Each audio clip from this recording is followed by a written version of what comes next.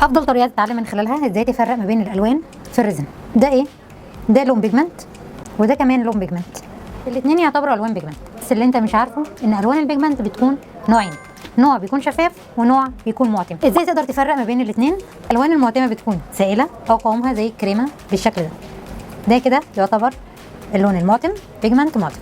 البيجمنت الشفاف بيكون بودر بالشكل ده، شفاف بمعنى ان هو بيكسر الضوء، ان بيبين لك الجهه المقابله للقطعه بتاعتك بنفس درجه اللون اللي اتلون بيه، وكميه اللون بتكون على طرف الاستكس حاجه بسيطه جدا على الريزن وهتديك تاثير اللون سواء كان شفاف او معتم.